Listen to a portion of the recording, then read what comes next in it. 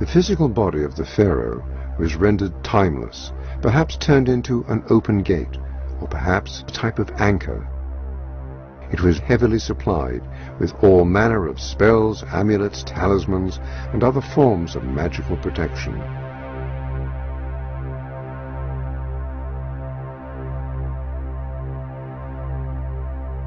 The strange practice of mummification still holds many mysteries.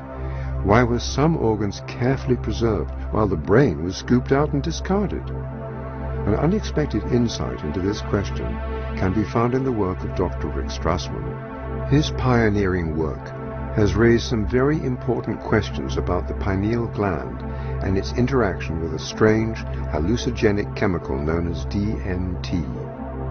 Could the interaction of these two components be the seat of consciousness? Could it in fact be the gate through which we enter and leave each new life?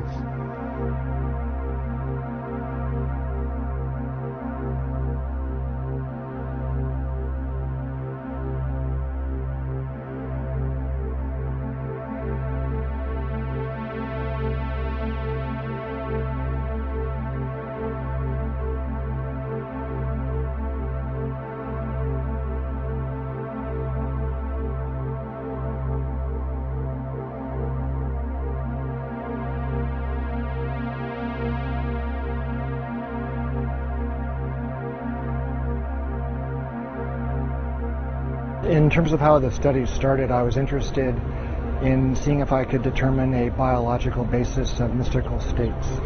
That was probably how things started in the first place.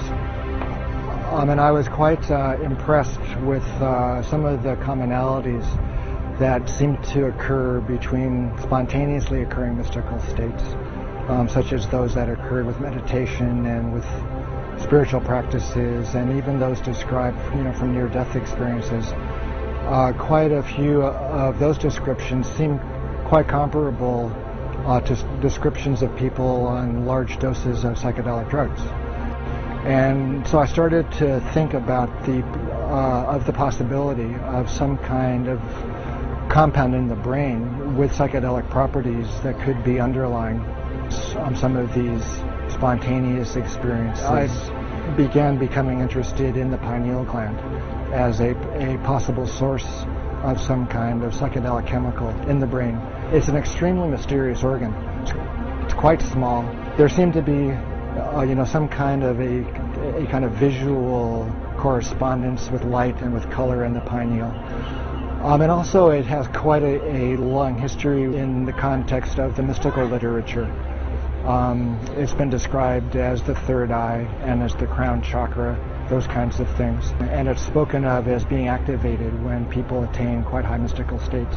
And so one of the interesting aspects of pineal development also is that it appears in the human embryo at around 49 days of gestation. And 49 days is also the time that the Tibetans believe is required for one soul to incarnate onto the next. So that was a pretty interesting, coincidence. At the time of the differentiation of the fetus into either male or female, that also occurs at that 49-day period. And so I was struck with this interesting kind of temporal, correspondence. And so as time went on, I started, looking into some of the chemistry of the pineal gland. And it seemed as if it was capable of making a compound called DMT. DMT stands for dimethyltryptamine. It's like a chemical cousin of serotonin. And it's quite a profound hallucinogenic type of chemical.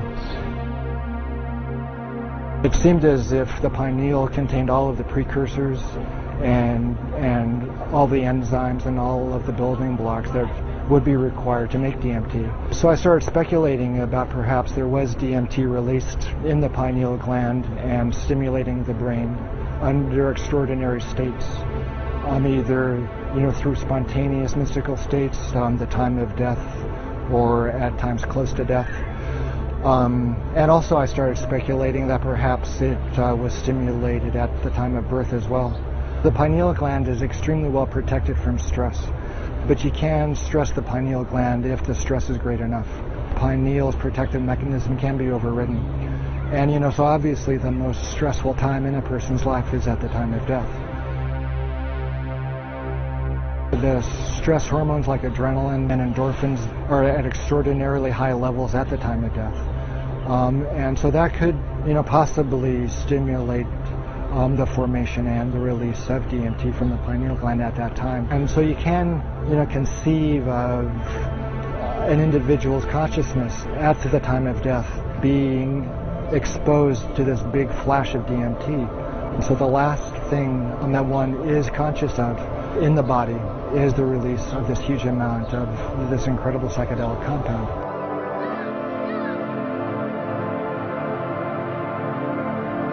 During his testing, Strassman discovered that abnormal levels of the chemical DMT triggered states of consciousness that closely paralleled common experiences of an afterlife. Well, that's true. Almost everybody experienced an extremely profound, an extremely unmistakable separation of their body and their consciousness from each other.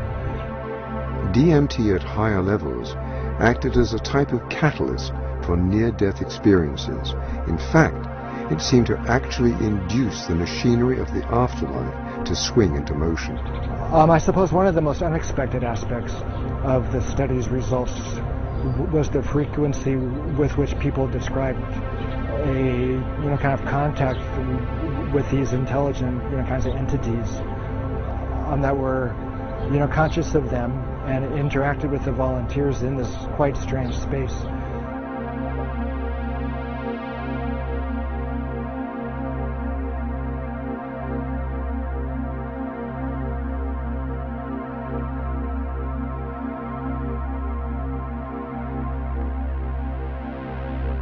So these entities were both helpful and, kind of malevolent as well. Some of the helpers were kind of angelic, while other of these entities were kind of malignant and threatening. And actually a handful of the volunteers experienced, some traumatic encounters with these entities.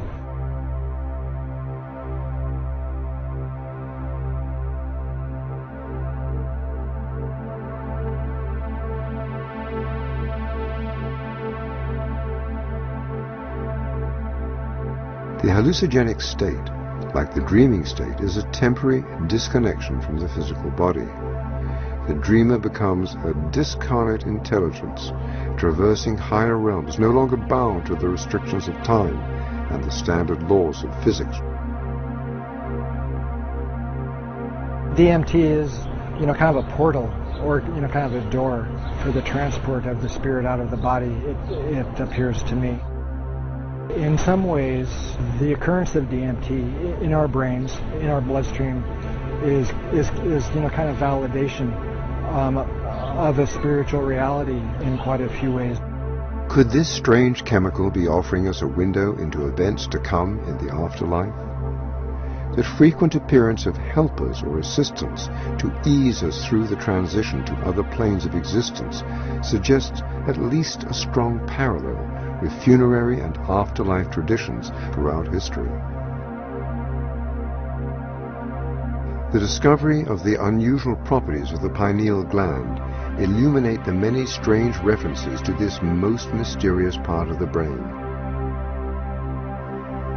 In strange and unexpected ways, the temples demonstrated a special emphasis on the pineal gland and its role as the intermediary between mind and body, the seat of consciousness, and possibly the gateway into and out of life. The results suggested that the mysterious pineal gland may be linked to the mechanism through which we enter and leave our physical bodies. Could this have been the reason that the brain of the deceased pharaoh was removed? Was the pineal a kind of link or bridge or tether between the physical mummified body and the consciousness? From the very beginning of time, we see evidence of a science that described and somehow aided the transition of consciousness from a material existence to existence on a higher plane. It appears as though this science used as its training ground the realm of dreams. The everyday act of dreaming may be a much more mysterious activity than most imagine. It may be a portent of things to come in the afterlife. the strange state of consciousness that one achieves during lucid dreaming might be the secret ability that opens doors in the afterlife.